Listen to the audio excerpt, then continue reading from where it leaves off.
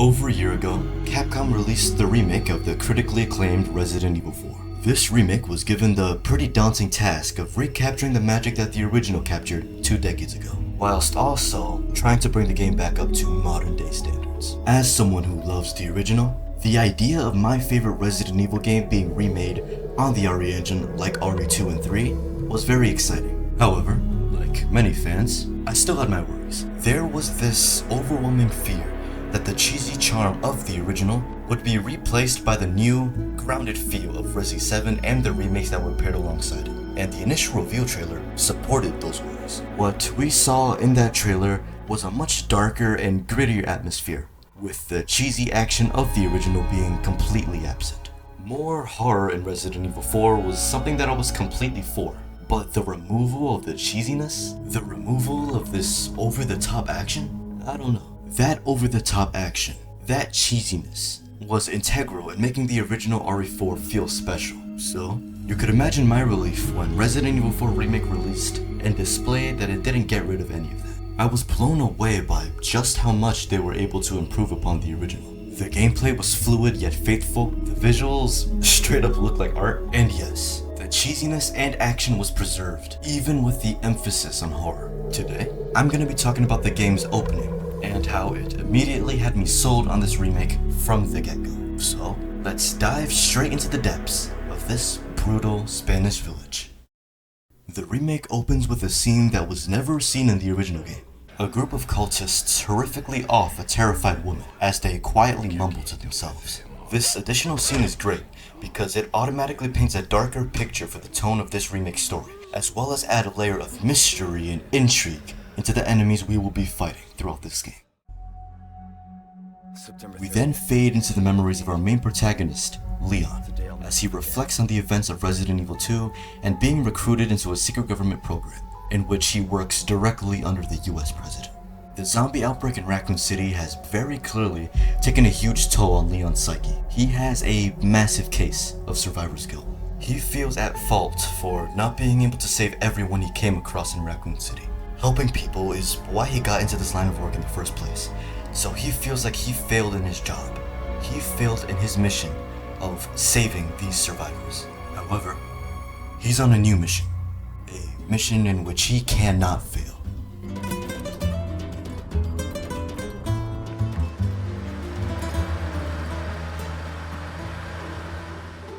We see Leon in a car, being transported by 2 local police officers as he looks at a photo of the girl that this mission revolves around. The trio have a bit of friendly banter until the officers inform him that many people have mysteriously gone missing around the area.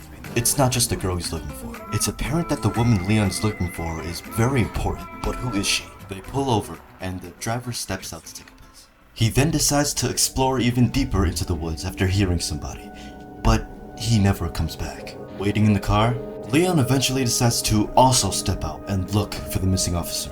The walk along the trail that follows next is extremely atmospheric and detailed. It is way better than the short, dead walk of the original. Leon stumbles upon a house, in which he cautiously walks inside and encounters the man that lives in it. However, something seems off. The man isn't flustered at all by the sight of a random guy in his house, and he continues to mumble to himself. As Leon gives up in trying to communicate with him, something catches his eye. The blood-covered badge of the missing police officer. The man suddenly attacks Leon, forcing him to take action.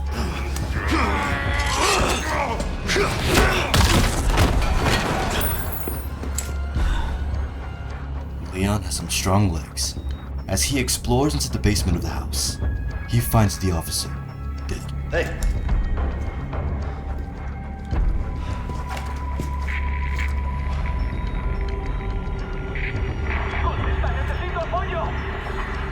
The other officer is then heard on the radio, screaming, before the man from before comes stumbling down the stairs. No fucking way. Leon just broke his neck. How is he still alive? He is obviously a monster, but one thing is clear.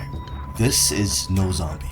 Leon regains contact with Dispatch, who is Ingrid Hunnigan. This is when we start piecing together what exactly Leon's mission is. The girl he's looking for is none other than the president's daughter, who's been kidnapped, presumably by these people. But something is clearly wrong with them. After throwing out a quick one-liner, Put myself out.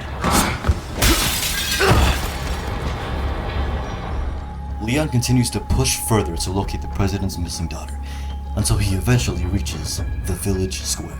There, he sees the other officer being burned alive and grabs the attention of all of the other villagers. Things are about to get messy. They all charge at him with a fearsome rage. In an effort to hide out, Leon runs into a house and barricades the door. However, they have a chainsaw to break it down. Oh, you gotta be kidding me.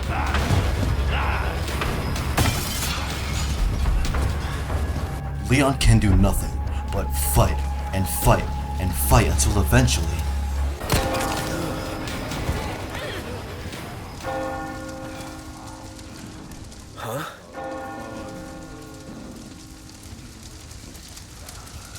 La campana.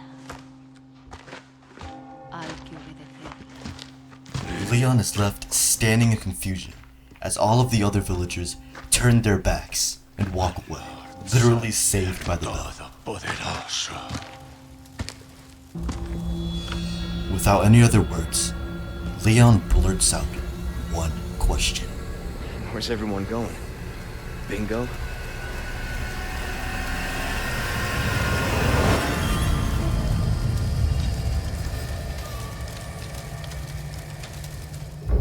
Hell yes. The intro to this remake is absolutely perfect, and I'm not saying that lightly. The original's opening is one of the most iconic video game moments of all time, so the fact that they were able to pull it off perfectly twice is a miracle. They didn't just capture lightning in a bottle twice, they captured better lighting the second time.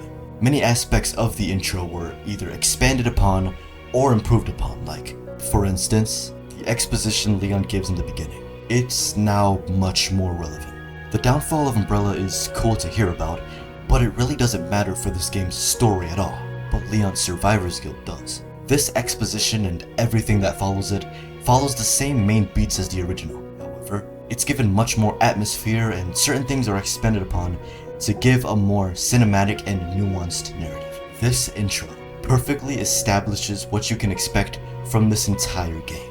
A faithful remake that also adds more depth into every aspect that it touches. That is why Resident Evil 4 Remake's intro is perfectly crafted.